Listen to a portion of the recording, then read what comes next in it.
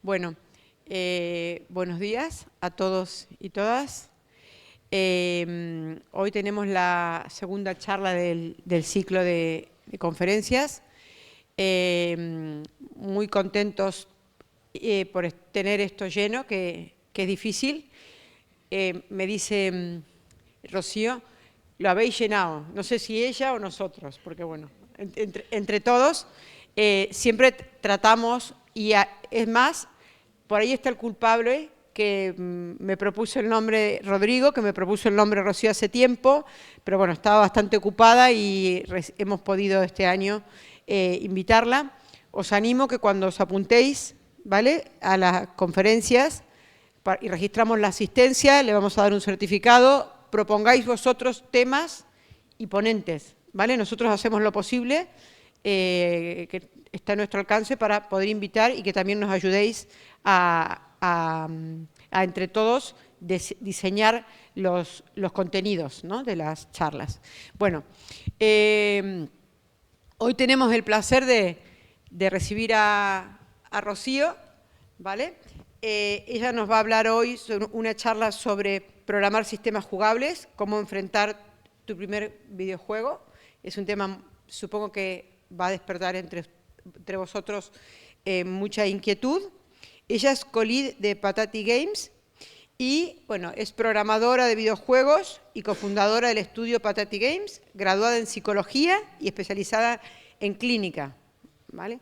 Ha trabajado en el diseño y desarrollo de varios serious games enfocados al sector sanitario y tras su paso por Unity como Developer Support Engineer, volvió a España para dedicarse a sus propios proyectos. Así que también es emprendedora, nos va a contar un poco también de su trayectoria. También ha realizado el primer videojuego comercial del estudio y cuyo desarrollo está hecho en Godot, ¿vale?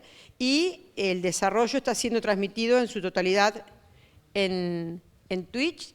Ella me dice que me estaba contando que no sube muchas cosas a Instagram, pero en su trabajo como programadora le gusta el compartir el día a día. Así que bueno, ya me callo y vamos a recibir con un fuerte aplauso a Rocío.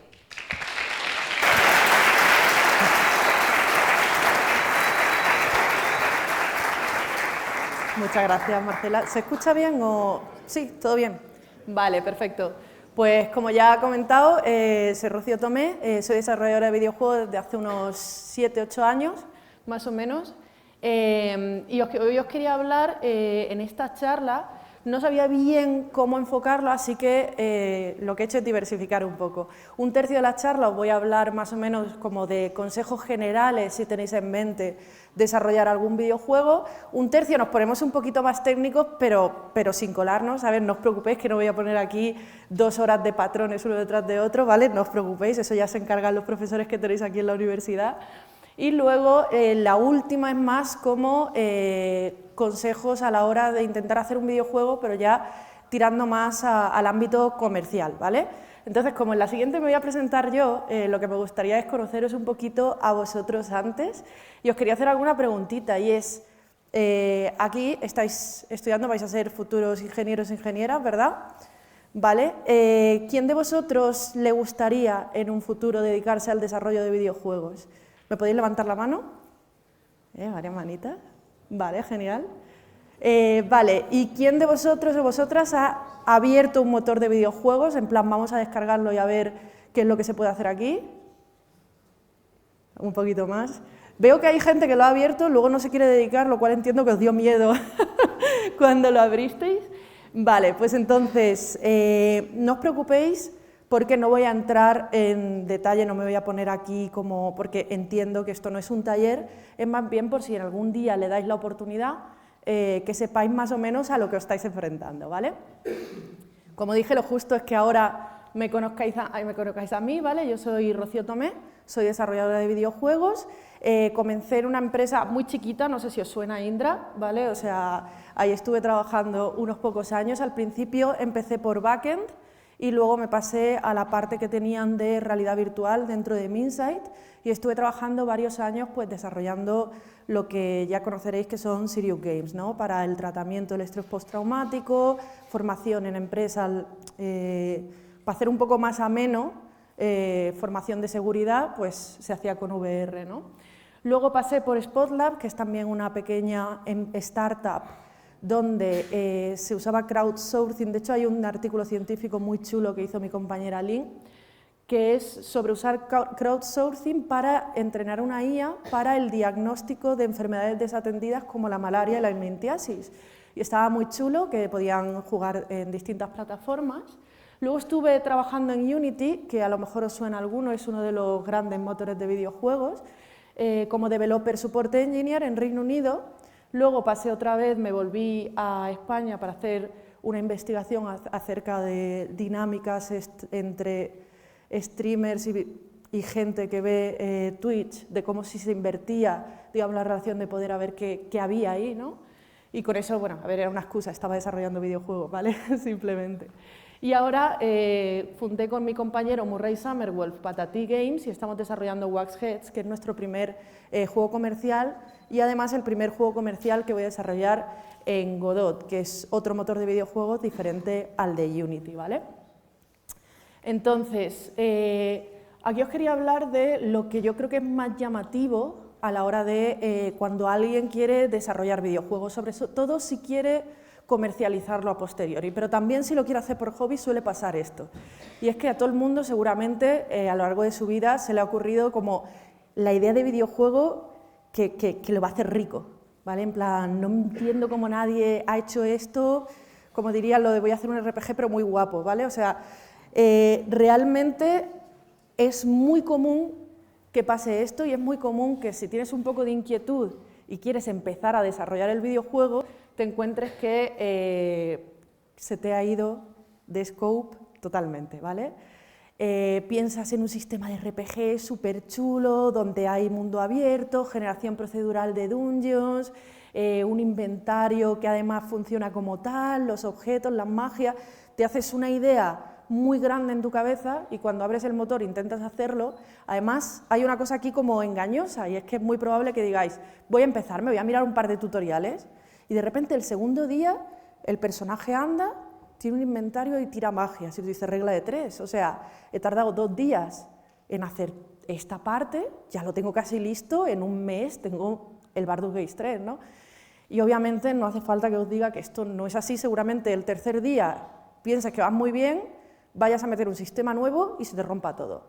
Y llega un momento además que, como la base que estabas haciendo no es lo suficientemente sólida, en cuanto le metes un sistema por encima, ya ha explotado todo y ya además llega un momento donde como lo que has aprendido está por encima de lo que has implementado, tardas menos en empezar de nuevo otra vez que en intentar arreglar lo que se ha cargado porque lo hiciste con un caso de uso de unos tutoriales que no aplican luego, ¿no? Porque están hechos para aprender y para lo que son, para hacer un sistema chiquito que tú vayas a saber integrar con el resto, ¿no? Entonces, si vosotros y vosotras queréis hacer vuestro primer videojuego y aceptáis consejos de mi parte, os diría, la idea que habéis tenido, ¿vale?, la recortáis.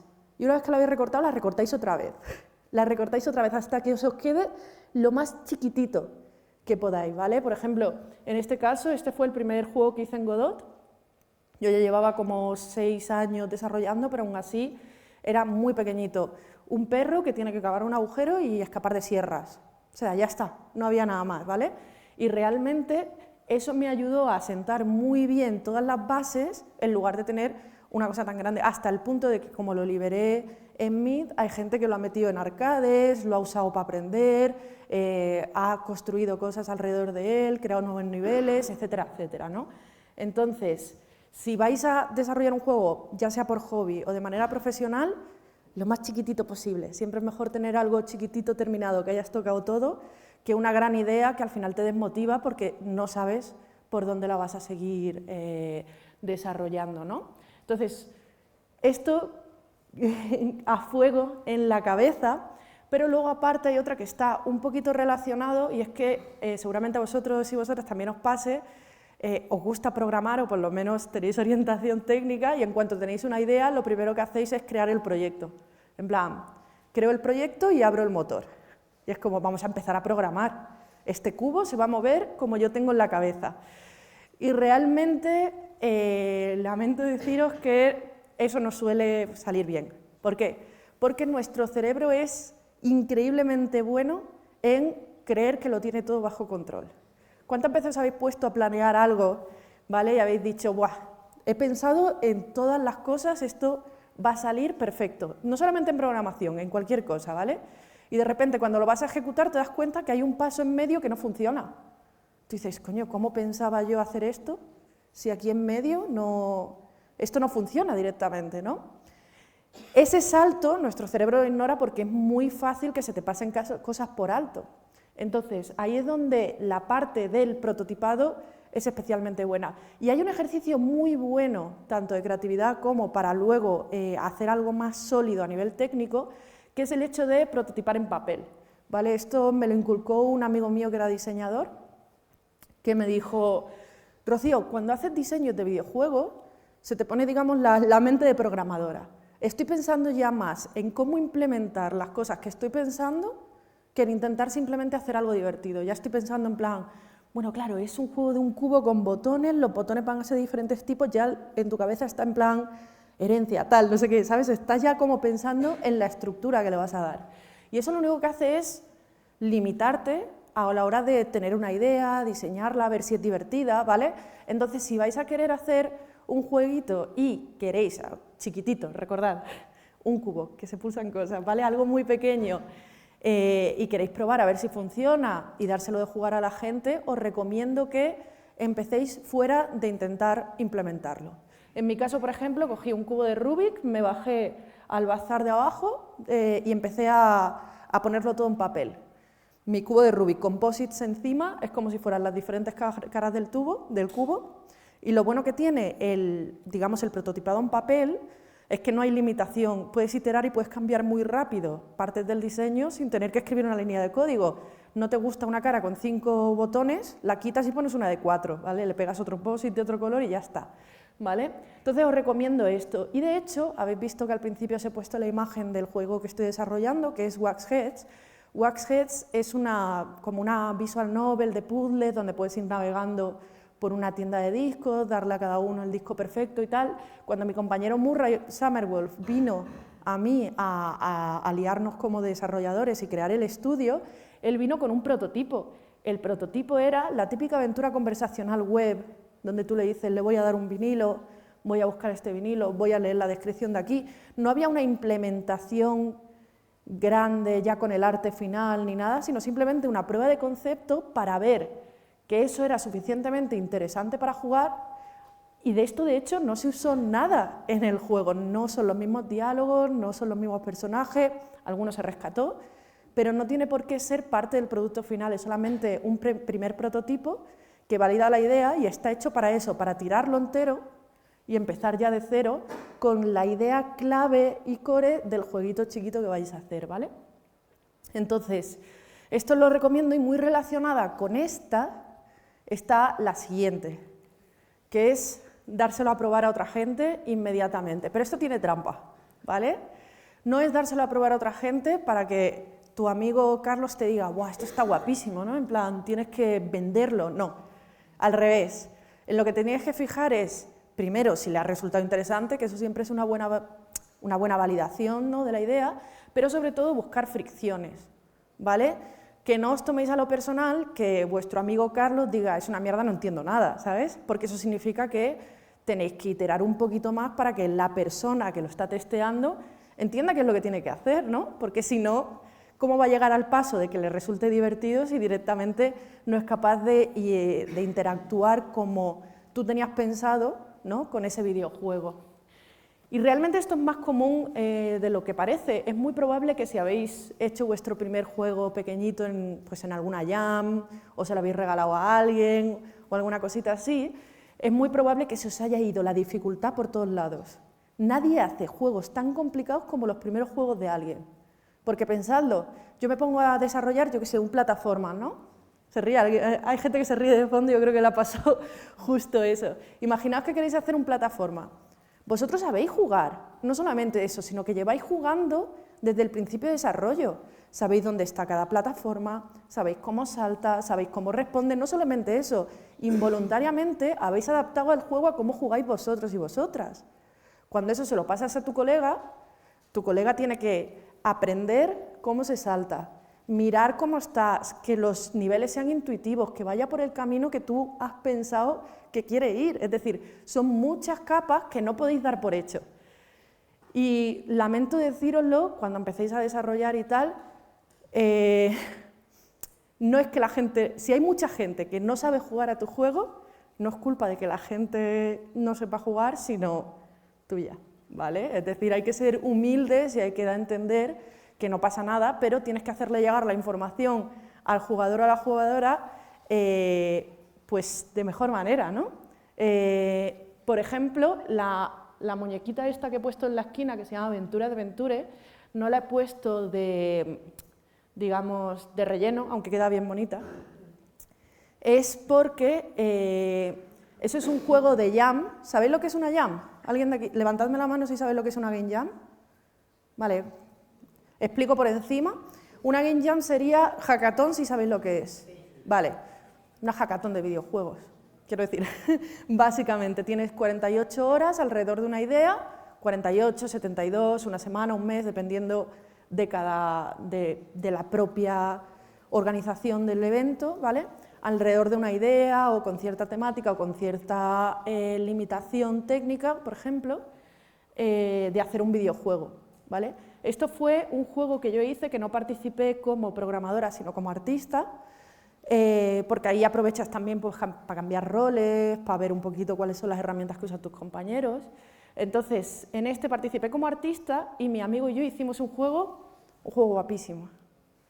No lo entendió nadie, porque al final, con tan poquito tiempo, tampoco es que fuéramos por ahí validando la idea, creímos que se iba a entender mejor y la verdad es que le costó un poco a la gente, necesitaba que estuviéramos nosotros encima diciendo qué es lo que estaba pasando.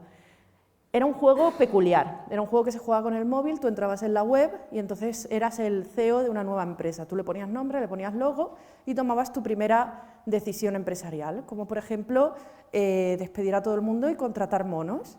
Y entonces tu empresa, pues por lo que sea, bajaba en bolsa a mínimos, ¿vale? Y entonces, como habías hundido la empresa, te despedían como CEO y generaba un QR para que otra persona escaneara ese QR, fuera el nuevo CEO y hundiera la empresa todavía más, ¿vale? Entonces, era como para hacer una cadena entre la gente que estaba participando, pues un poco de broma, ¿no? De estamos llevando esta empresa ya a mínimos históricos, ¿no? Pero ¿qué pasa? Que la gente, pensando bien, cuando le daban el QR de haz que alguien retome tu empresa, normalmente, ¿qué ocurre? Que en este tipo de juegos es más bien un invita a otros a jugar. Se nos escapó que la gente detectara eso como una cadena y se creían simplemente que era el mismo resultado que alguien entrara de cero en la web a que escaneara tu juego, ¿no? Y claro, mira que nosotros lo decíamos, que alguien escanee esto para que herede tu empresa, pero estamos demasiado acostumbrados, acostumbradas, cuando os manda vuestro primo chico el mensaje de únete a mi ejército en Roblox de no sé qué, tal, ¿vale? Y eso en realidad es, hazte la cuenta que queremos que estés jugando con nosotros, ¿no?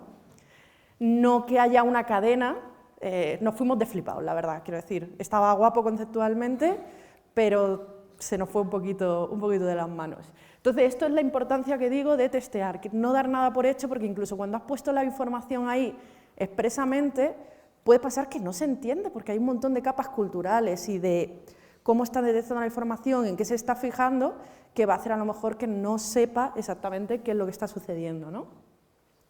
Y bueno, ya después de estos tres como slides un poco más de consejo general, si queréis desarrollar vuestro videojuego tendréis inquietudes técnicas, ¿verdad? Se miran un poquito en plan, nos va a dar la chapa. No os preocupéis, pero es muy por encima, solamente como los 2 o 3 consejos que yo os recomendaría que si vais a empezar a desarrollar un videojuego, sobre todo en la parte más técnica, me hagáis un poquito de caso para que no os enfrentéis de bruces, con los problemas que suelen enfrentarse la gente cuando va a desarrollar su primer videojuego, ¿vale? La primera, que es la más común, que es la que más gente me pregunta, es la de Rocío, pero dime qué motor elijo, ¿no? Porque realmente ahí hay un montón de ofertas dentro del desarrollo de videojuegos. Es verdad que desde hace unos años se democratizó un montón el desarrollo de videojuegos porque antaño todas estas herramientas, bueno, todas no, pero muchas de ellas eran herramientas privadas que pertenecían a empresas y a no ser que trabajaras en esas empresas no podías desarrollar videojuegos. El hecho de que todo esto acabara, digamos, de uso público, que no era con una licencia que la empresa tenía que pagar, fue un paso grande para que todo el mundo en su casa pudiera hacer un videojuego, ¿no? De hecho, fue una de las cosas que me hizo acabar de desarrolladora, de programadora en general, que es que a mí me flipó la idea de que yo sabiendo Java, sabía C#, porque, a ver, son primos hermanos, ¿no? Y sabiendo C# podía hacer un juego en Unity, a mí eso me parecía flipante, ¿vale? Entonces, estos son como los 3 grandes motores actualmente. Digamos que yo creo que más de la mitad del mercado solamente están con estos 3 motores. Los voy a pasar muy por encima, porque cuando me dicen, ¿cuál es el mejor motor? Yo siempre te digo en plan, a ver, ¿qué quieres hacer y para qué lo quieres hacer? Porque es que depende de eso va a haber uno mejor que otro. Por ejemplo, en Unity, ¿vale?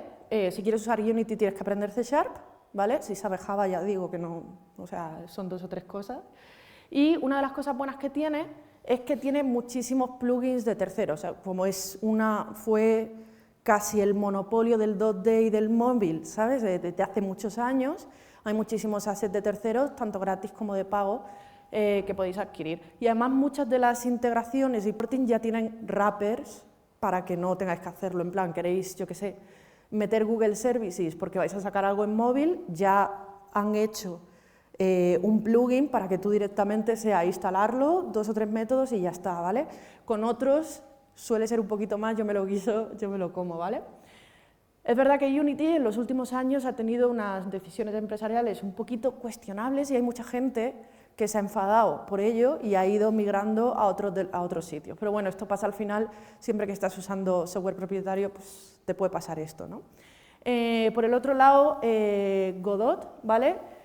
Tiene 2 lenguajes, digamos, first party, que son C#, que tiene soporte oficial, y GDScript, que es una especie de Python así interpretado igual, más o menos.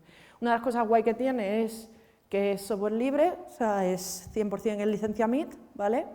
Y la comunidad que tiene, pues, a lo mejor es derivada de que sea software libre, también es una comunidad bastante colaborativa, ¿vale?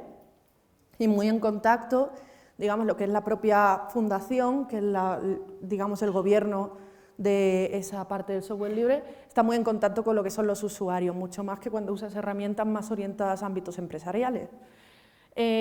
Lo malo, pues al ser software libre, eso tiene lo bueno y lo malo, que muchas de las integraciones, y son sobre todo con sistemas propietarios, al ser todo tan privativo no puedes publicar ciertas partes y requiere un trabajo un poquito más manual, pero igual que si tenéis instalado Ubuntu o cualquier distribución de Linux, os va a pasar algo más o menos parecido, ¿vale?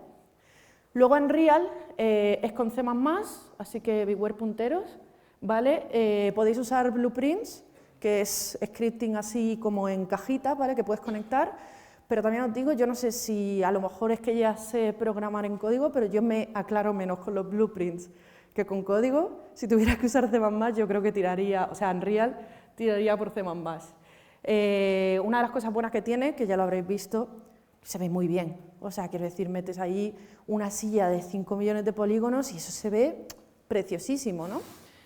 Y además, si queréis trabajar, por ejemplo, en el ámbito de AAA en un futuro y lo que queréis es coger experiencia, es lo que más se parece a los motores que tienen privados las distintas empresas, porque también trabajan con C++ y tal, y hay muchísimos más AAA desarrollándose con Unreal que con otro motor, ¿vale? Pero la curva de aprendizaje, sobre todo por el lenguaje, es bastante más complicada, ¿vale?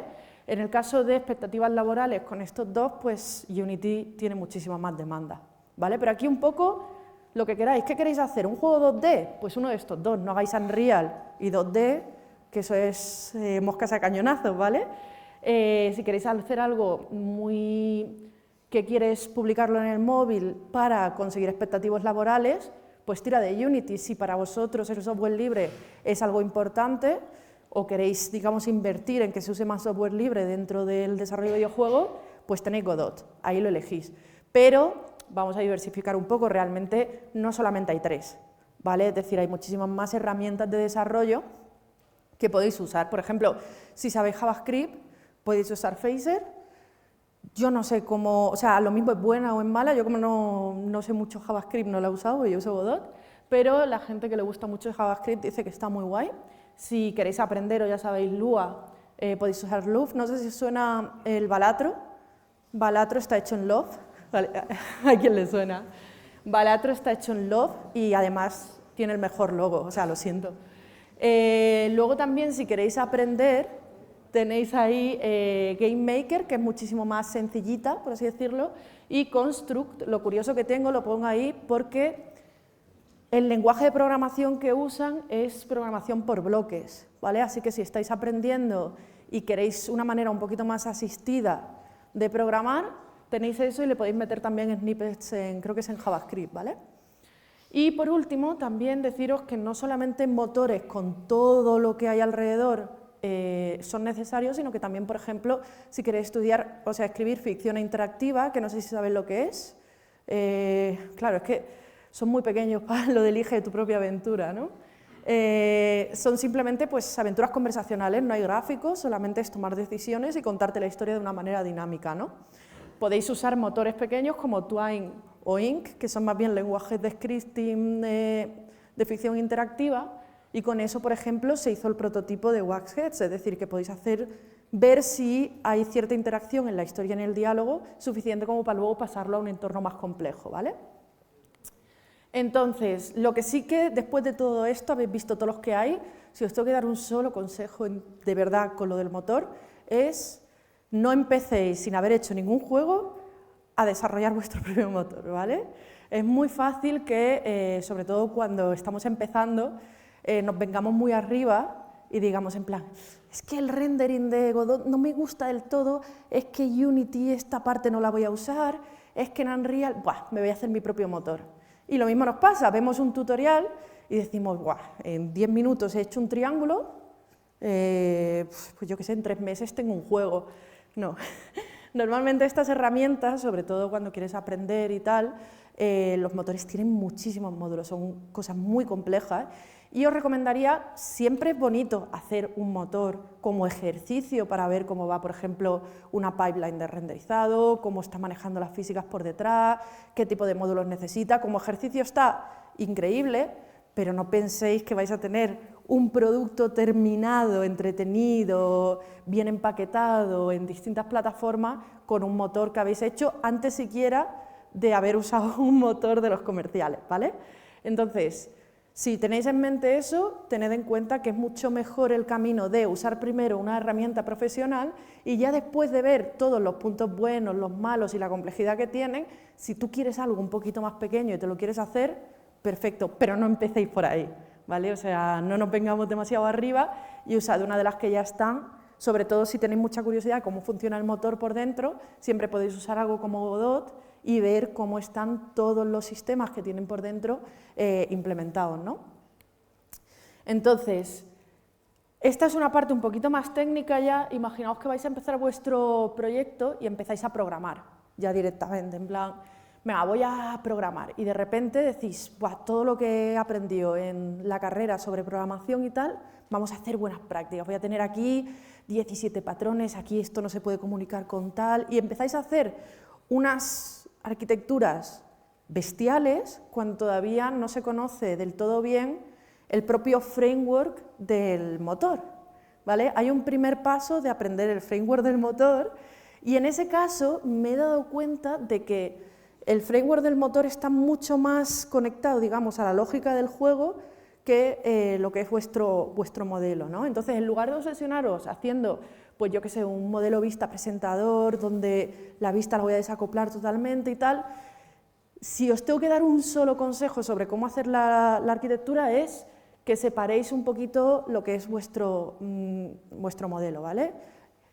¿Por qué? Porque es una de las partes que a la larga más va a expandirse, porque es donde está, digamos, todo el contenido de vuestro juego. Pensad, si vais a hacer un juego de combate, es muy probable que pues hagáis todos los sistemas de cuándo se pegan tal, y ¿qué os falta por meter? Pues un montón de variedad de enemigos, un montón de variedad de habilidades, un montón de cosas donde va creciendo, digamos, la parte de abajo, que es la del contenido, y si la tenéis muy acoplado, va a costar mucho iterar por encima para seguir probando distintas variables. Y un poco relacionado con esto, os voy a decir también que para setear las distintas instancias de lo que sería vuestro modelo y cargarlas dinámicamente, hay un montón de estructuras dentro de los videojuegos, de los motores de videojuegos, que te dejan almacenar todos esos datos, ¿vale? Por ejemplo, si tú vas a hacer un juego de cartas, es muy fácil que determinar cuál va a ser vuestro modelo. Pues imaginaos, no Balatro, pero un juego de póker, vamos a decir, ¿vale? ¿Qué tenéis? Tenéis las cartas, tenéis los palos, tenéis las jugadas, tenéis toda esa clase de elementos que se van a estar interconectando entre ellos. Ahí no hay mucha variedad y la podéis generar procedimentalmente, es decir, del 1 al 12, los 4 colores, los puedes definir y no pasa nada. Pero ¿qué pasa, por ejemplo, si estáis haciendo un RPG? Es que enemigos hay muchos. Es que esos enemigos van a tener distintas estadísticas. Es que si vas a querer meter habilidades nuevas a enemigos, van a tener, digamos, unos parámetros diferentes que mientras más lo desacople de tu lógica, más te va a permitir iterar para empezar a meter pues, cosas nuevas. Recordad, antes dije lo de la iteración, esto no funciona, lo desecho, me voy a lo siguiente. Dentro de Unity tenéis una cosa que se llama Scriptable Objects o Scriptable Assets, en Godot tenéis Resources, y luego comunes, que eso sirve en cualquier motor o en cualquier lado, pues tenéis todas las estructuras de datos que ya tenéis, JSON, YAML. Yo conozco juegos grandes, comerciales, donde toda la escena es siempre exactamente la misma y solamente comienza con un YAML distinto donde todas las entidades de abajo se están seteando, todos los sistemas se están instanciando y de repente ya tienes un nivel completamente diferente a los demás. Pensad, eso es mucho más fácil hacer YAML nuevos con otras configuraciones que hacer una escena por cada nivel que estás haciendo. Por eso digo la importancia de separar todo lo que son los orígenes de datos, ¿vale? Y ya lo último, antes de hacer arquitecturas muy complejas, es el juego va a escalar mucho. Un juego, incluso uno sencillo, va a escalar muchísimo. Intentad desacoplar lo máximo que podáis los sistemas. No pasa nada, sobre todo al principio, que por ejemplo dentro de lo que es arquitectura y desarrollo de software y tal, hay algunos determinados patrones que están demonizados, ¿no? Es como publicas algo y te dicen, has usado Singleton, ¿qué estás haciendo? A la hoguera, ¿no? En plan, las dependencias, tal, no os obsesionéis, ¿vale? Es mucho más importante, en un primer lugar, mantener todos los sistemas medianamente desacoplados entre ellos, de manera que, por ejemplo, si tienes un inventario, tienes una interfaz me refiero a interfaz visual, ¿vale? No interfaz en cuanto a tecnología, ¿vale? Tienes a un jugador, tienes un sistema de compra en la tienda, que todos esos sean un poquito agnósticos entre ellos, ¿vale? No pasa nada si todos esos, por así decirlo entre comillas, se coordinan a través de algo como un singleton, etcétera. Vengo a decir, no os obsesionéis por usar determinados patrones que muchas veces están muchísimo más pensados para desarrollo de aplicaciones y de web y no se pueden adaptar uno a uno dentro del videojuego, porque muchas veces la primera capa, que sería como la vista y tal, ya está acoplada al propio framework del videojuego, ¿vale? A mí me ayuda mucho para saber si se me han acoplado los sistemas hacer diagramas tanto de clases como de flujo para ver un poco si he metido relaciones por donde no es, en plan, qué está haciendo mi manager de sonido sabiendo si está el jugador en la escena o no. Eso es innecesario, vamos a quitar esta conexión, que sea agnóstico y si acaso le enviamos una señal que la recoja si le da la gana, de que el jugador ya está en la escena para cambiar la música y así puedes ir separando un poquito los sistemas, ¿vale? Esos son mis dos consejos, pero aquí es lo último, está muy bien separar tal, pero cuidado, es muy fácil que hagamos, como estaba diciendo antes, muchísima sobreingeniería en desarrollo de videojuegos, ¿vale? Voy a poneros un ejemplo práctico. Imaginaos que tenéis que hacer para vuestro juego un sistema de inventario, porque va a haber objetos, inventario, fácil, ¿vale? y de repente diga, voy a hacer la arquitectura de esta parte, voy a planear, vale. Los objetos van a tener una manera de verse dentro de la pantalla, otra cuando se equipa, se van a poder recoger, se van a poder hacer drag, se va a poder hacer clic, venga, 5 interfaces, cómo se agarra, qué pasa cuando pasa el hover, para hacerlo automático, y de repente tenéis, van a estar en grid, van a estar que se pueden usar, que no, y hacéis un sistema de inventario enorme, en plan, eso es súper flexible, que vale para todo. Spoiler, vale para todo, pero no hace nada bien, ¿vale? Entonces, es muy probable que vosotros empecéis con la idea de, voy a hacer el inventario del Baldur's Gate prácticamente, esto es flexible, le puedo pasar armas, patatas, un personaje que se hace chiquitito y cuando... Vale, a lo mejor vuestro juego lo único que va a hacer es tener una barra abajo, que no va a ser ni siquiera una grid, que no se pueden reordenar, donde los clicas y se usan. Y de repente tienes interfaces para draguear, para tal por sí, el típico por sí. Bueno, ya que puedo abstraer esto y puede ser tal, lo voy a meter. No me hagáis esto, centraos en implementar, que ya hay tiempo de meter la funcionalidad nueva y abstraer más adelante, porque es que es muy probable que acabes recortando. ¿Y recordáis antes lo que dije de la iteración? La iteración hace falta una cosa que a los desarrolladores nos cuesta un poco, y es tirar a la basura trabajo. Se tira a la basura muchísimo trabajo cuando estás en un desarrollo comercial. De repente ponéis un sistema que habéis gastado 3 días, no funciona no técnicamente, sino no funciona dentro del juego, y lo tienes que tirar y te empiezas a hacer justificaciones internas de decir, tampoco está tan mal, ¿no? O sea, lo podemos dejar, mira qué bonito me ha quedado esto, lo vas a tener que tirar.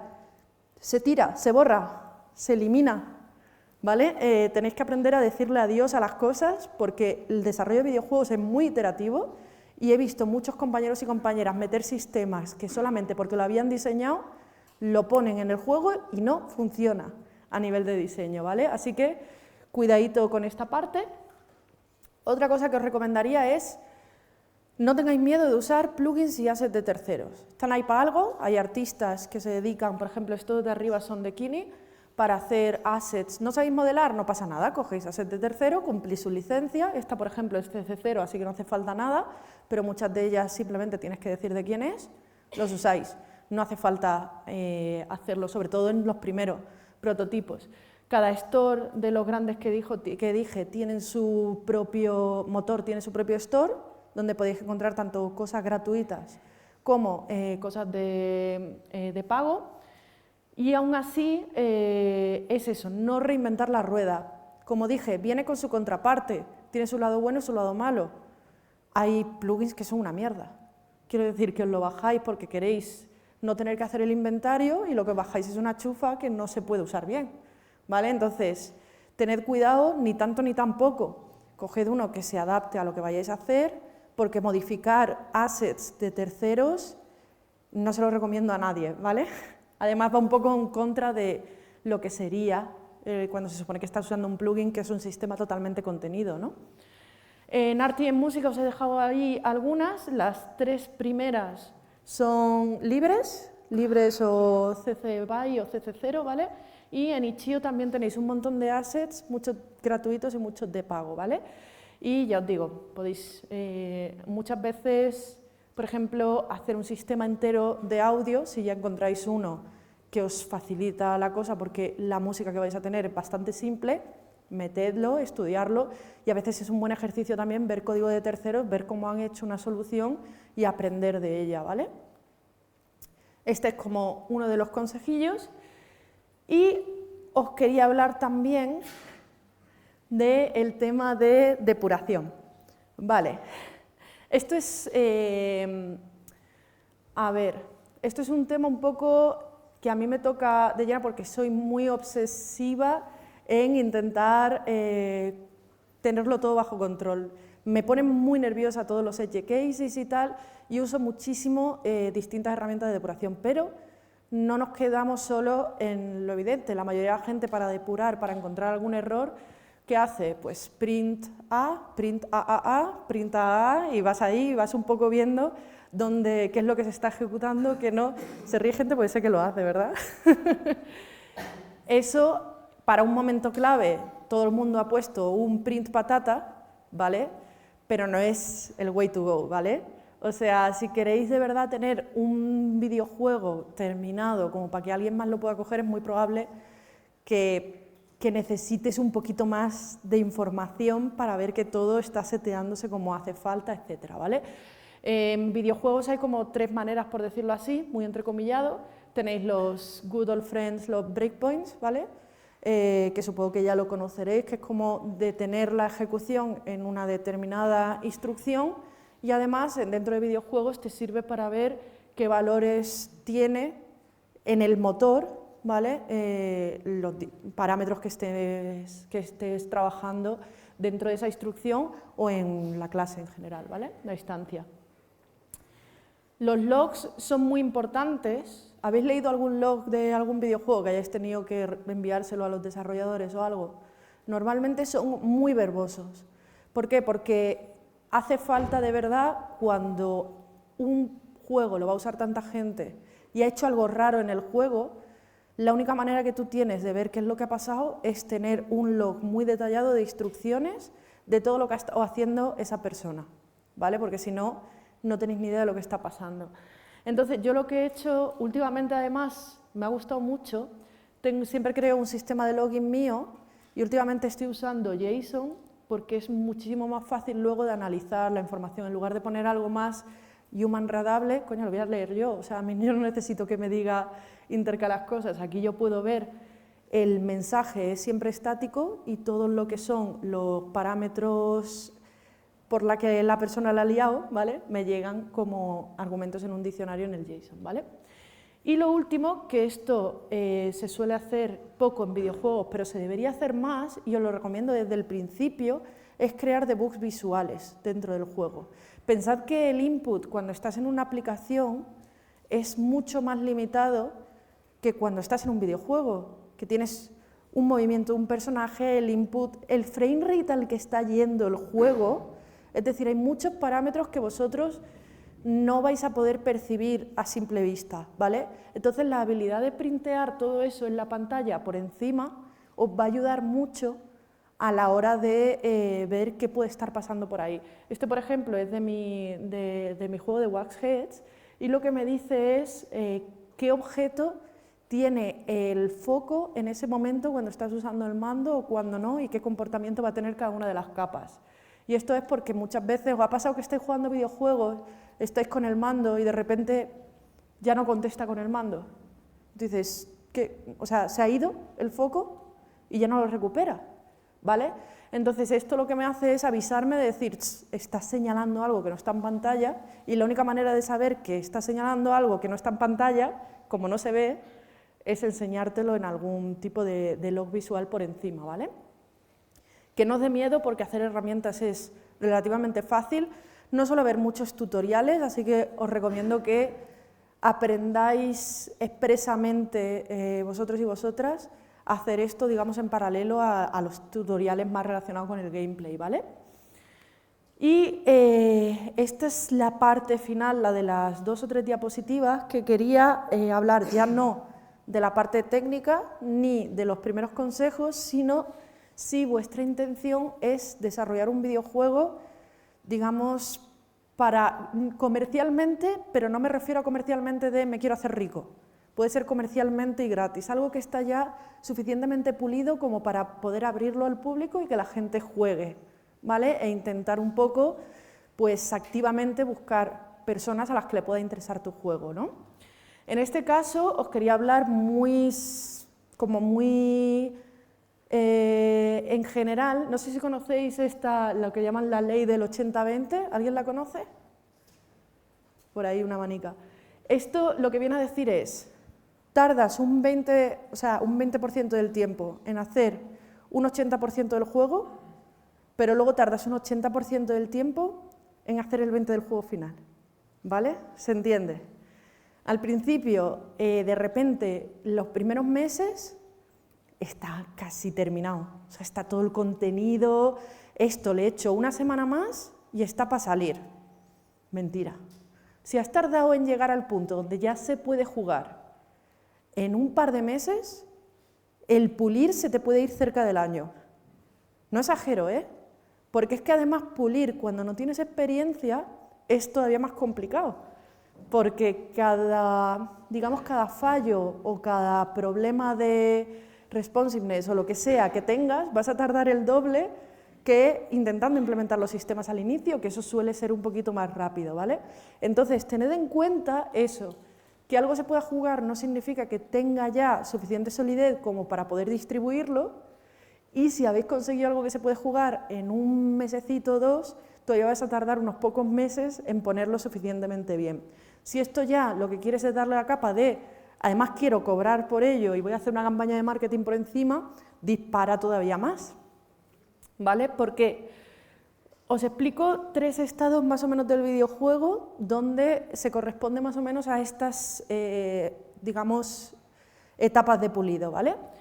El prototipo, como os he dicho, un día vale, porque es que realmente no tenéis ni siquiera que implementar todos los sistemas jugables, porque tú le puedes pasar el prototipo a tu colega y decir, cada vez que te pega un enemigo has perdido una vida y tienes 3.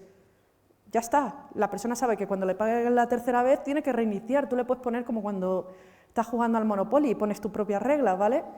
Tú puedes poner esas limitaciones sin implementarlas, eso sería el prototipo.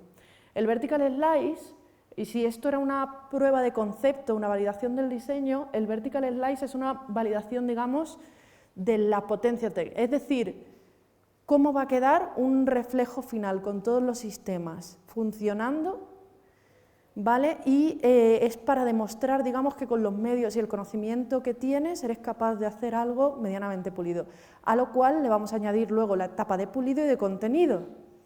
Eso, entre el Vertical Slice y el Release Candidate, es donde está el grueso del desarrollo, es donde están todos los detalles, todos los pulidos, toda la estabilidad, todo el testeo, la localización, una barbaridad de capas que realmente cuando lo ves desde fuera no se valora. Es muy probable que cuando tú veas un vertical slide de algún juego digas, ¿esto está terminado? O sea, ¿por qué vas a estar otro año más de desarrollo si esto ya está para salir? Y si has estado dentro del desarrollo dices, no. O sea, aquí faltan muchísimas cosas más invisibles, unas settings, una estabilidad, todo, ¿vale? Y ya lo último es manteneros un poco las expectativas realistas. Desde el principio, si os habéis dado cuenta, he estado hablando del desarrollo de videojuegos como un poco orientado a lo profesional, pero también os he dicho, tanto si queréis hacer un juego comercial como si queréis hacer un juego por hobby, para regalárselo a un amigo o una amiga. Igual que todo el mundo puede tener como hobby pintar o escribir, y a nadie le resulta raro que no quiera vivir de la música o del arte que hace, ¿no? ¿Por qué no desarrollar videojuegos? Es decir, desarrollar videojuegos por gusto es muy bonito, es como escribir un cuento. Y si vosotros queréis hacer un videojuego simplemente para que lo juegue tu prima, tu hermana o tu colega porque lo has llenado de memes, es un ejercicio precioso, ¿vale? Y os animo a que uséis los videojuegos para expresaros creativamente, porque además es un entorno donde vosotros podéis dar las normas de ese entorno y hacer que la persona se comporte, el juego se comporte como vosotros queréis alrededor de una persona, y eso es precioso, ¿vale? Pero si lo que queréis es dedicado al ámbito laboral, quiero manteneros las expectativas un poquito realistas, ¿vale? Sobre todo si vais a hacer un desarrollo independiente, individual o en un equipo pequeño, ¿vale?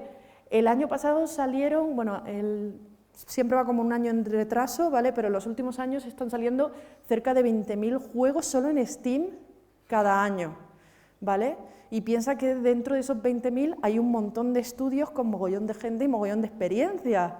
Y es el mismo sitio donde vais a competir vosotros. Entonces no penséis que un juego, además, buah, es que mi juego es muy bueno, va a triunfar seguro.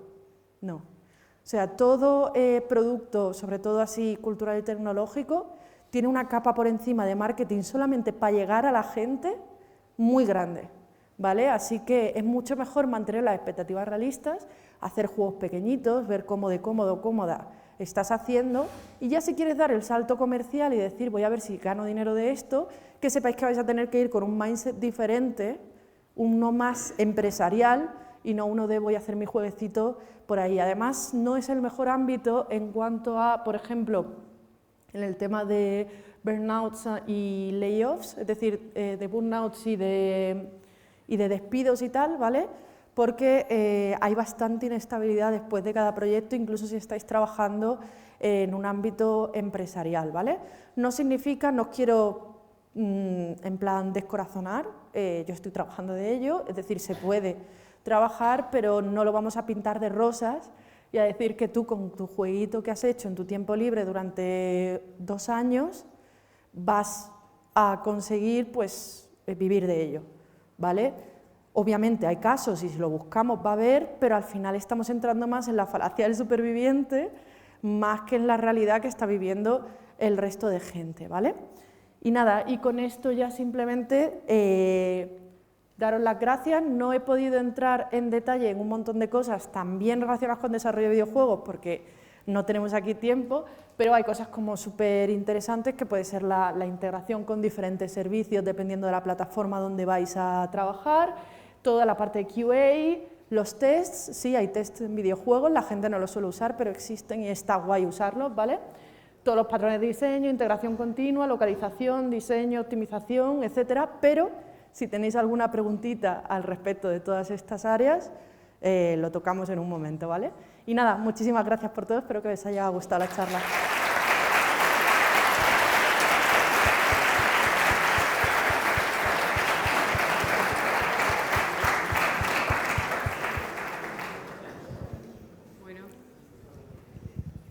Bueno, muchas gracias.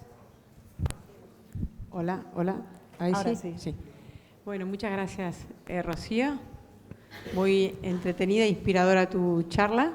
Y ahora es momento de ver un poquito si tienen dudas y vamos a esperar que...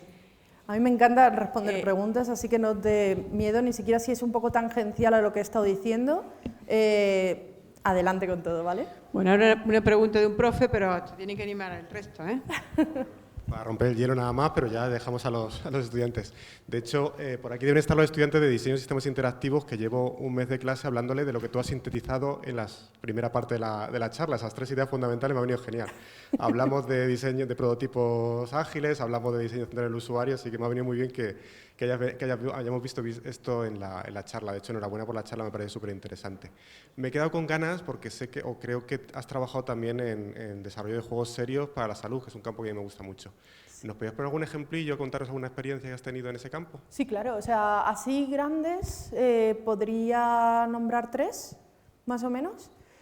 Uno de ellos, como dije, tiene un artículo científico publicado que está muy chulo, que es el de entrenar algoritmos de inteligencia artificial, tiene años, con crowdsourcing se llamaban microscopistas no expertos porque no tienen formación con ellos, solamente a través del juego van aprendiendo y con ellos se podía diagnosticar muestras de malaria y del delmintiasis y globinopatías dentro de esas muestras de laboratorio. Y es interesante porque uno de los resultados es que a través del juego, simplemente intentando buscar parásitos, la gente en su casa, niños y niñas sobre todo, eran capaces de conseguir las habilidades necesarias como para poder detectarlos y luego con esos datos que se ha hecho crowdsourcing poder entrenar los algoritmos donde con un número de personas determinado ya se podía, digamos, hacer un primer screening equivalente casi a un microscopista experto, pero en muchísimo menos tiempo, claro, porque a la gente le gusta jugar, ¿no? Y sobre todo era un juego móvil y tal. En este están los resultados publicados. Luego también estuve trabajando en el diseño y el desarrollo, este fue con Unreal, de un simulador en VR. Pensad que mi background, como comentó, es psicología clínica, entonces era para el tratamiento del estrés postraumático en accidentes automovilísticos.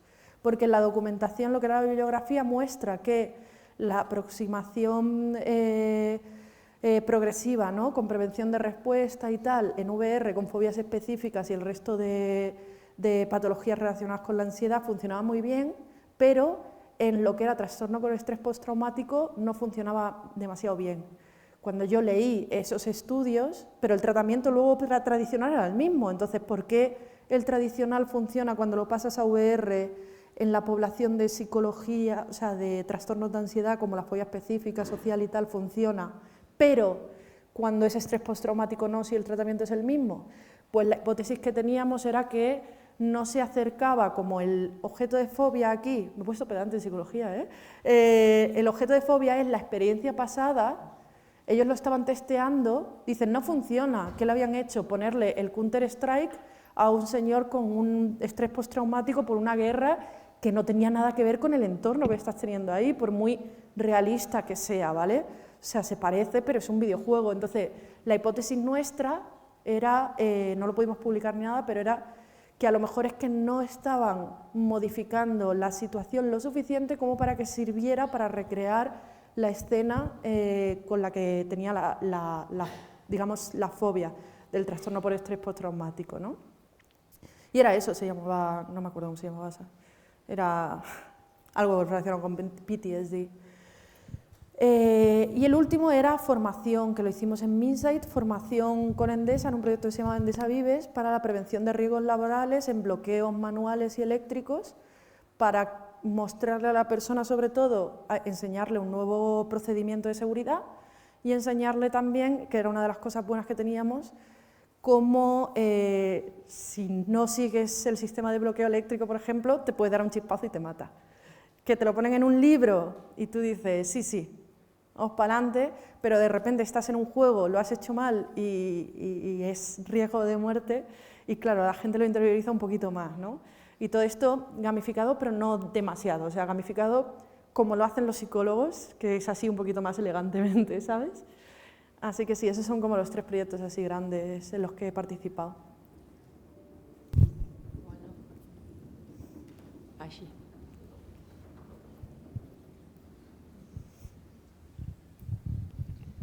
Buenas. Yo quería preguntar si una persona no tiene ni idea de programar videojuegos y utiliza ChatGPT o estas inteligencias artificiales, ¿tú crees que puede llegar a crear un juego jugable que le guste a la gente o es imposible?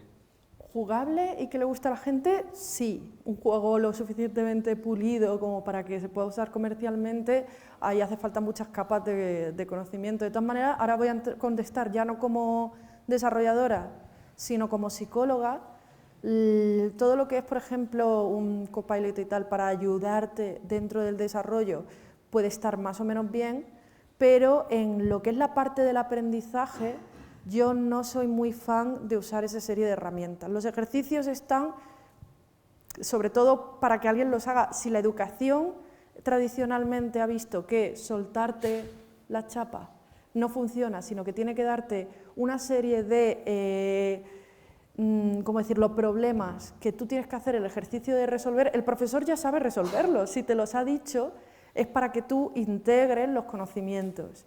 Y mucha gente dice, no, es que yo le pido a ChatGPT que me lo explique. Y es como, ya, es que te estás otra vez saltando. Es como, ¿tú crees que un niño pequeño o una niña pequeña va a aprender a sumar si siempre que lo pregunte va a tener la respuesta? Por mucho que le expliquen, no, es porque 2 y 2 son 4, porque 2 y 2. Si la persona no intenta hacerlo con lo mínimo de un primero y lo usa solamente como apoyo, no va a adquirir una serie de conocimientos del entorno en el que está trabajando lo suficientemente elaborados como para que al final sepas, pues a base de prueba y error, expandirlo lo suficiente. Ha habido gente, de hecho, hace poco, como yo hago el desarrollo del juego en Twitch, me venía un muchacho siempre que me decía, ¿has visto tal streamer que no sabe programar y ha hecho un Vampiro Survivors entero? Y yo le dije, dale un mes, ese juego no sale, o sea, te lo digo yo. Pues le ha metido esto y ahora le ha metido la integración con Twitch y ahora tal. 3 meses después dejó de venir y le dije, oye, o sea, dejó de decir cosas y le digo, oye, ¿y el chico este que estaba haciendo el Vampire Survivors? Ah, no, sí, intentó meter cosas y ya se rompía todo, ya no sabía arreglarlo, ya no sabía hacer nada y directamente lo tuvo que dejar. Y es como, lo sé, porque al final todo lo que es el core a ti te puede ayudar, una vez que ya sabes desarrollar videojuegos, a agilizar ciertos procesos, pero tú no puedes dejar eso sin supervisión, por así decirlo, si sabes lo que está haciendo, porque eso no escala bien. Y el problema que tiene sobre todo es eso, que no escala bien. ¿Vale? Entonces yo digo eso. Y sobre todo eso, hacedme caso, de verdad, para aprender está bien como apoyo, pero que no se os olvide intentar solucionar también las cosas de primera ustedes mismos y mismas, ¿vale? Ya después, por encima, las capas que queráis, pero como mínimo no perdamos esas habilidades que tenemos nosotros de de resolución de problemas, ¿vale? Bueno, pues primero muchas gracias por la charla porque me ha parecido muy interesante. Y mi pregunta es, si tú eres un desarrollador y estás desarrollando un juego individual indie con un presupuesto muy bajo, ¿qué harías tú de cara al marketing y a liberarlo a la gente, qué harías para poder hacerlo llegar al mayor número de gente posible con presupuesto muy bajo o mínimo? Vale. Con mínimo vamos a pensar en 0, ¿vale? Sí. Porque es lo que suele significar mínimo, como mucho es como puedo rajar 100 euros para meter anuncios, pero vamos a pensar en ese. Vale, normalmente hay métodos, digamos, de marketing que son gratuitos. Por ejemplo, lo que mejor funciona para promocionar tu juego suele ser Reddit, ¿vale? De coger, por ejemplo, subreddits que se parezcan al público que estás haciendo y durante el propio desarrollo ya puedes estar haciendo como un poco de promoción más interna, tipo, uy, no sé si meter números o barras de vida en mis personajes, ¿cuál os gusta más? Abro el debate. Y abro el debate metiendo mi juego por ahí en medio, como ejemplo. ¿Sabéis? Ese tipo de cosas puede venir gente un poquito de ahí. Pero es muy probable que cueste un poquito. Yo te recomiendo más bien que en lugar de preguntar a mí, que soy la parte como más técnica, mires que hay un montón de charlas en internet de gente especializada en marketing que han sacado juegos con marketing cero. Y ellos tienen números un poquito más precisos de cada una de las actuaciones que hicieron, cuál fue digamos, en cuánto revirtió a la hora de ventas, expectativas y tal, porque todo eso está estudiado. Tú, por ejemplo, si vas a sacar un juego en Steam, tienes una wishlist, hay tiempos óptimos con los que empezar a poner una demo, la duración de la demo, todo eso está estudiado por la gente de marketing y lo bueno que tienen este tipo de charlas que se dan en universidades y en otros entornos es que vienen gente específica que ya se sabe todos los números y puedes ir un poco replicando. Aún así, como todo nerd marketing, no es una, ¿cómo decirlo? No es una ciencia exacta, no significa que hagas lo que hagas y además que no te desanime porque no tiene nada que ver en correlación con la calidad de vuestro producto, ¿vale? O sea, es una cosa totalmente separada. Haz esfuerzo, haz pruebas, vas viendo el y lo mejor es que a lo mejor en tu siguiente proyecto, si ves que ha levantado interés y tal, a lo mejor buscar alguna vía de financiación externa que te permita profesionalizar un poquito más lo que haces. Siento no poder responder mejor a la pregunta, pero ya digo, mis compañeras de marketing tienen un montón de charlas, búscalas por YouTube y vas a aprender mogollón en eso.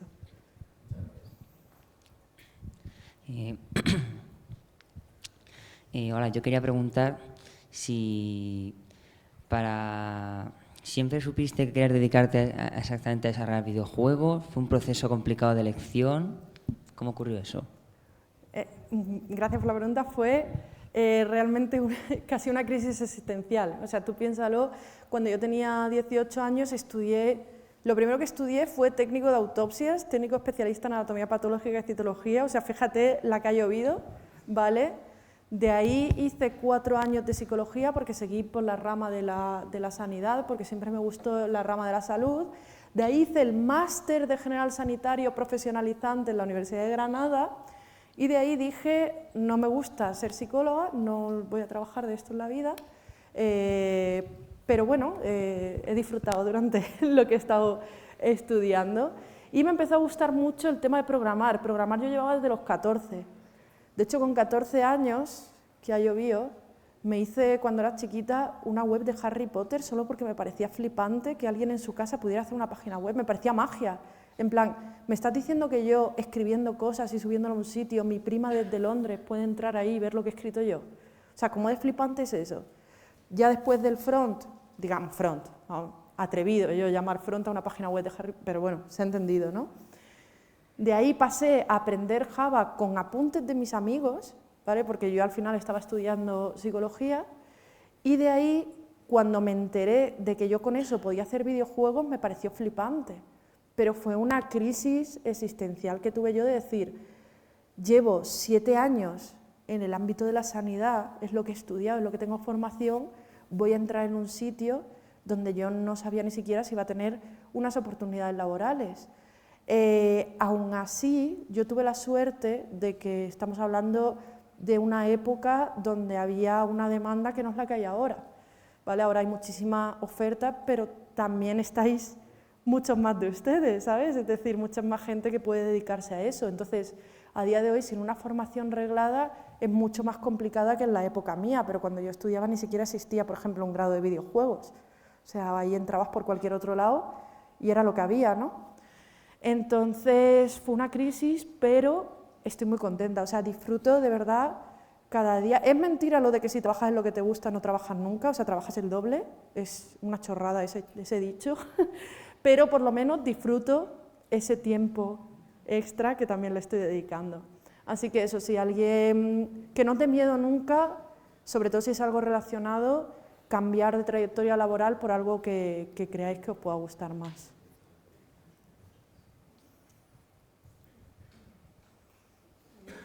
¿Alguna pregunta más? Crescencio, vos querías hacer una pregunta.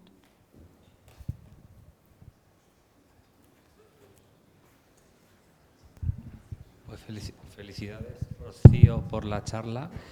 No soy mucho de este ámbito, no sé mucho de videojuegos, de desarrollo y demás, pero soy un poquito usuario.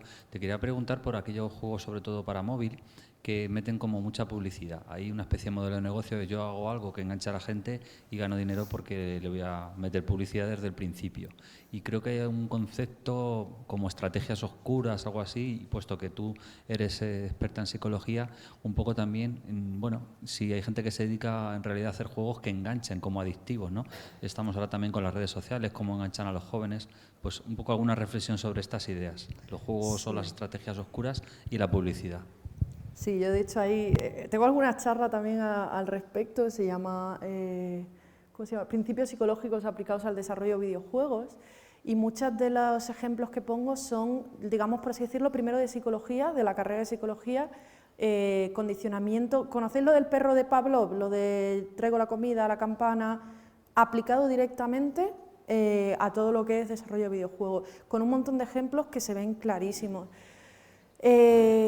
Es preocupante, ¿vale? Y de hecho hay equipos de desarrollo, que esto lo han comentado algunos compañeros, por ejemplo, que hacen vídeos en YouTube y tal, hacen de vez en cuando como un análisis de este tipo de juegos, donde se usan estrategias un poquito cuestionables para el tema de enganchar a la gente.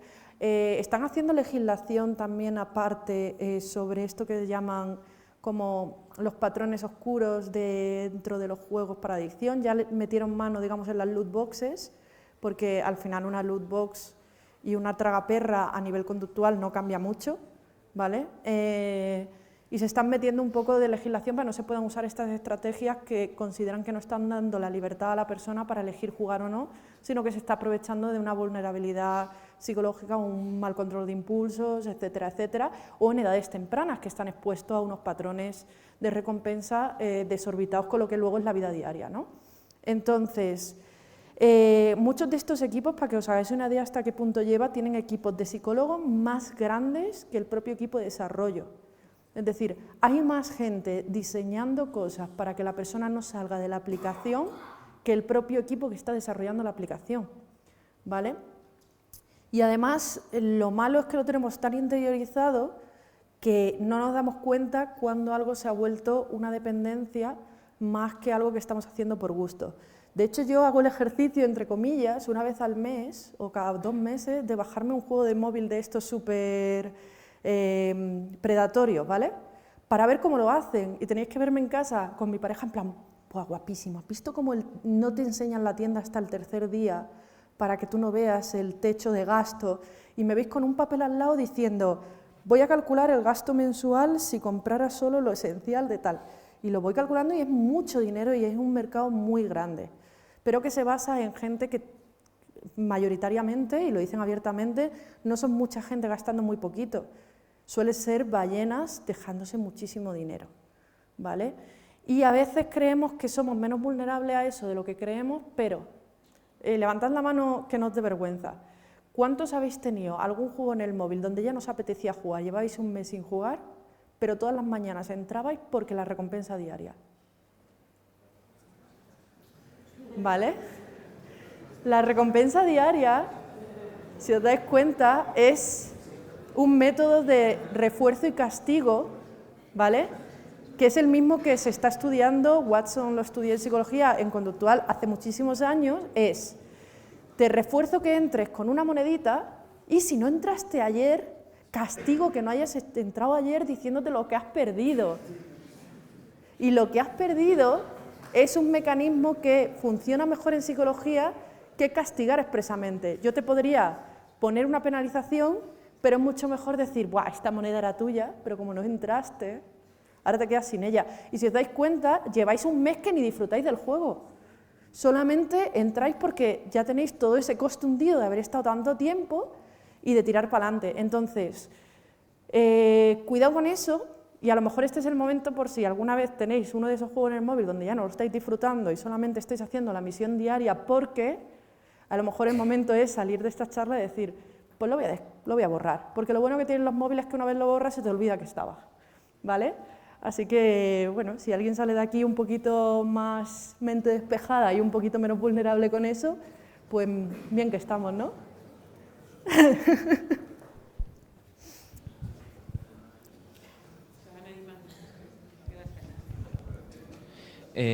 Una pregunta. ¿Cuál es tu opinión respecto a los mods en los juegos y de la gente que saca provecho económico de ello? ¿Sobre los mods? Sí.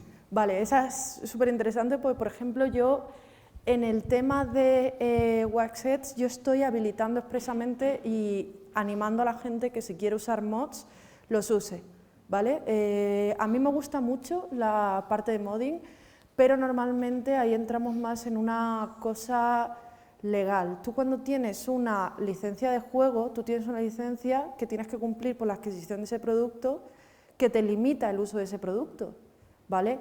Y muchas veces están, digamos, blindadas a la manipulación de los propios binarios, ¿vale? Muchos equipos lo que hacen es meter como un acuerdo por encima diciendo, si es tu copia y la has adquirido por un procedimiento legal, tú tienes derecho a decompilarla, te doy yo como desarrollador derecho expreso a decompilarla y meter el mod siempre que, y aquí pongo las limitaciones que yo quiera, como por ejemplo no se puede distribuir, hay gente que lo que hace es decir, vale, puedes hacer un mod, pero no puedes redistribuir la propiedad intelectual, es decir, no puedes distribuir el juego con el mod, o no puedes usar los propios assets del juego como parte de tu mod, porque la propiedad intelectual pertenece al juego, ¿no? Entonces ahí nos metemos en un ámbito más legal que otra cosa, pero está chulísimo y hacer mods se aprende una barbaridad, incluso conozco a gente que ha acabado trabajando en videojuegos que lo que empezaron eran haciendo mods tanto de juegos como de servidores o cosas que son un poquito paralelas, ¿no? Incluso ha habido mods que los propios desarrolladores lo que han hecho es comprar el mod para meterlo como expansión del juego, compartiendo ese beneficio con la persona que modea. A mí me parece un ejercicio creativo muy bonito y mientras se cumpla, digamos, la licencia de uso y distribución que hayan puesto los desarrolladores alrededor de su juego, me parece perfecto, increíble.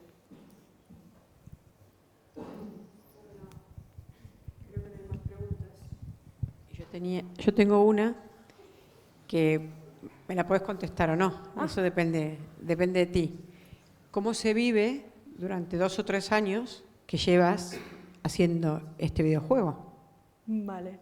Yo encima es la peculiaridad que la estoy haciendo en Twitch, así que estoy como más expuesta dentro del desarrollo de lo normal. Es complicado, ¿vale? No solamente la parte de la exposición, que eso ya es un caso aparte, una capa aparte, pero el emprender y confiar suficiente en un producto propio como para buscar financiación, comercialización y además no solo eso, sino que dependas económicamente de ello, es una cosa dura, ¿vale? Nosotros tardamos, esto lo puedo decir abiertamente, más de 1 año de estar tirando de ahorros y de todo lo que tenía hasta que conseguimos financiación de un publisher, se llaman en videojuegos, que es, digamos, el equivalente a un productor de cine prácticamente, ¿vale? Una persona que te ayuda no solamente económicamente, sino también con tema de distribución, quality assurance, etcétera, etcétera, ¿vale? Tardamos más de 1 año hasta conseguir esa inversión. Eso es algo que desgasta mucho mentalmente porque te hace también dudar si la calidad de lo que tienes o no es suficiente, es muchísimo ir hablando casi a puerta fría, intentando tener financiación, y si no tuviéramos financiación creo que estaría todavía más estresada, por decirlo así, porque claro, el momento en el que se hace la release, que además hubiera sido sin ayuda, es como soltar algo al mundo y ver cómo funciona, ¿vale? O sea, es bastante estresante, pero es muy satisfactorio. Yo cada vez que veo a la gente, tenemos una demo en Steam, cada vez que veo a la gente mandándome mensajes diciendo ¡guau, me encanta, lo he jugado con mi hijo pequeño!, a mí me llena el corazoncito, la verdad. Así que sí, ha sido eso. Y luego lo de Twitch, pues bueno, hay de todo, hay mucho cariño por parte de la gente, que yo estoy enseñando todas las etapas del desarrollo, cuando estoy enfadada, cuando estoy frustrada, cuando me creo un genio o cuando simplemente se me olvida ese día cómo hacer un bucle, ¿sabes? O sea, son todas. Y de vez en cuando viene gente que se nota que le gusta más corregirte y decir todo lo que sabe en lugar de hacer otras cosas, pero luego también hay gente que te da mucho cariño. Así que sí, un poquito el yin y el yang ahí. O sea, ¿te resulta satisfactorio mostrar lo que vas haciendo día a día? Sí, es muy bonito. Y el feedback de la gente, a veces me ayudan a decidir. Tengo incluso la broma de convertir a algunos de ellos en patitos de goma. Lo llamo el club de los patitos de goma y simplemente le voy contando cosas hasta que me sale. ¿Y todos los días tienes gente conectada que te ve? Sí, yo hago 3 días, lunes, martes, miércoles, jueves. Vale, 4 días a la semana, y ahora mismo tengo un poco menos de gente porque es verdad que estoy haciendo cosas bastante aburridas, lo siento, porque estoy en el tema de optimización de inputs y tal, mucho código, pero en la media ha ido 140 personas todos los días solamente viéndome trabajar. Eso es un poco peculiar porque la gente no se da cuenta cuando entra, pero imaginaos que el próximo examen que tengáis donde tenéis que programar algo, en lugar de estar vosotros solos delante de la mesa, tuvierais a 140 personas mirando por encima del hombro, en plan el miedo que da. Pero es un ejercicio también a mí me gustaba sobre todo hacerlo, porque yo cuando empecé a aprender, una mini anécdota, tengo tiempo, ¿no? Cuando empecé a aprender, pensad que lo mío fue bastante autodidacta. Eso significa que yo me comparaba con la única otra persona que yo sabía que sabía hacer algo de programación: Internet. Y en Internet la gente pone ya todo a tiro hecho. Yo veía a los tutoriales y a la gente programando, iba de A a B, a C a D, sin equivocarse por el camino. Y no fue hasta el día que encontré un muchacho, Northern Lion se llamaba, que lo que había hecho es grabarse 3 o 4 horas seguidas desarrollando, que me di cuenta que había hecho un fallo que yo me di cuenta en ese momento porque era una chorrada, y él se llevó 1 hora y pico sin verlo, ahí solamente pegándose, y dije, que es que los errores y el quedarse atascado y el no saber hacer las cosas bien de vez en cuando es totalmente humano y le pasa hasta a la gente que mejor sabe programar. Entonces dije, bueno, pues que no me dé miedo a mí y que vea a la gente también que no es un proceso de uno arriba de otro y siempre poner un ladrillo y el ladrillo está recto, que a veces tienes que tirar un muro, que a veces se te olvida cómo se mezcla el cemento y no pasa nada porque es un día malo. Lo importante es que tengas la constancia de que al final pues eso, como mío, se parezca a un muro. Bueno, muchísimas gracias. Y como nos ha gustado mucho, le vamos a hacer un regalito. Regalito. Gracias. Nada, gracias a vosotros. Ay, qué chulada. Bueno, se va a quedar un ratito por acá, si le quieren hacer alguna pregunta, quieren hablar con ella. Qué monada. Y nada, seguimos con más la semana que viene. Espero veros a todos disfrutando de Santa Tecla.